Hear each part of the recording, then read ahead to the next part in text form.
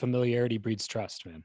Yeah. And trust is so important to any sale, but especially high ticket sales. That was one thing I learned from Grant Cardone at a mastermind that he put on recently in Cabo. And he basically just tries to reframe people's mind to think about like, look, right now is when like you're scaling, you're starting, you're trying to create a name for yourself. Don't worry about out earning your competition at the beginning. Just worry about outspending your competition. Like how Yeah. much money can you possibly spend without going broke to get your name, to get more people to know your name? So like their mission at Cardone U or Cardone Ventures, all of his brands under the 10X brand, their mission is to get 8 billion people to know his name. Like that's his mission. Get 8 billion people to know who I am. Like that's what he Nice. says.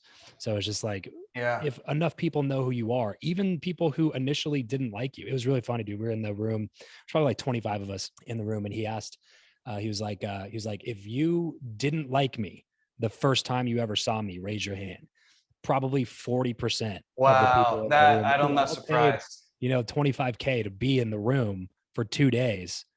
40% of those people were like, yeah, I didn't like you at all. His business partner, Brandon Dawson, who runs Cardone Ventures with him, that's a multi 9-figure education company, Yeah. Yeah. was one of the people. He was like, I hated. He was like, I saw a video of you like throwing cash out of a money machine in front of your jet. And I was like, what a douche.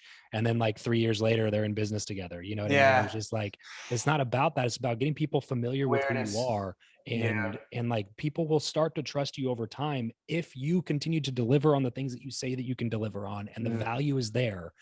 It becomes about awareness and attention and getting people to be familiar with who you are and who your brand is. Like I did a cold reach out recently to a really big podcast in the space. Obviously, our offer. We help people get booked on podcasts. And so we're looking at this one podcast and it was like, man, I don't know if they're going to take any of our people. This is kind of like their really big show.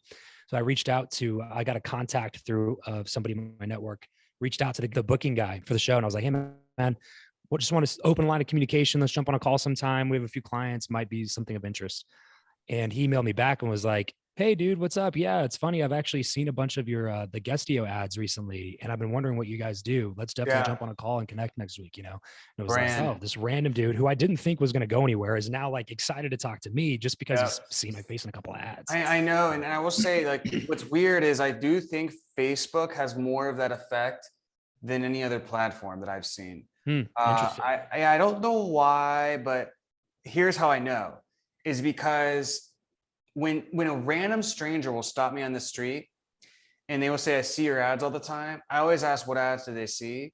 And like some of these people aren't even business owners, but they see our B2B ads that are on Facebook. Oh, Whereas our YouTube and our TikTok ads are mainly B2C. And what's funny is that it's like, that's mainly B2C. We're spending 4 times more on those ads, but they're seeing the B2B ones more. I think it's a Facebook thing.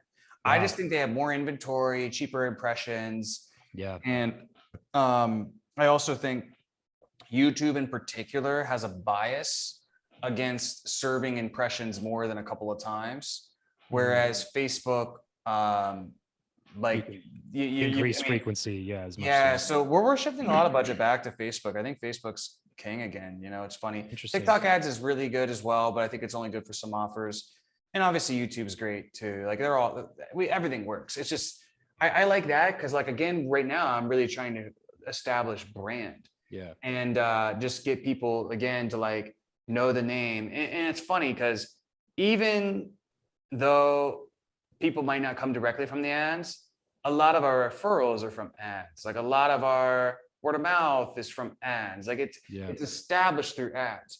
And I think one thing that could help your audience is, and I got this from the 22 Immutable Laws of Branding, is you really want to, like, publicity is what establishes you as the category king, but advertising is what maintains it, right? Mm-hmm. So like, for instance, I think once we took on, people like Tony Robbins and Dean and Frank Kern and Agora Financial and all these companies, there was like a kind of a publicity thing to where it's like, damn, they're working with them, Yeah. And in fact, we're actually in talks with Cardone's company now for a VSL though, not sales.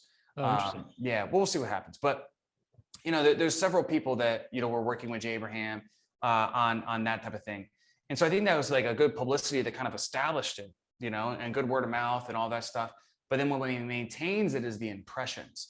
And I think when you're advertising, one of the angles we're really trying to use, even though it might not be as effective, is just why are we the number one blank? Mm. You know, why are we the number one blank? And just telling them why we're the established category king. You know, and Yeah. if you look at actual traditional brand advertising, that's exactly what it does. The good type, right? Sure. It reinforces why that brand is the number one blank, you know? Right. And Right. so I think like for you and maybe for some of your audience, like if it was you, I'd say, why are we, I don't know the name in which you refer to what you do. I Yeah. mean, I know what you do, obviously, I'm a client, but I don't know like if you have like a nice phrase for it, but it's like, why are we the number one blank in Yeah. the podcast industry? Like why do all the top names go to us when they want to blank? You Yeah. know, it's just such an easy direct ad to do. And it just the impressions of that, it's like, oh, you know, he's like Cole's the sales team guy. Why? He's Yeah. worked with blank, blank, blank, blank. You know, it's just little stuff like that. I think I always try to think about how do you engineer like word of mouth behind the scenes, you know? Yeah. Yeah.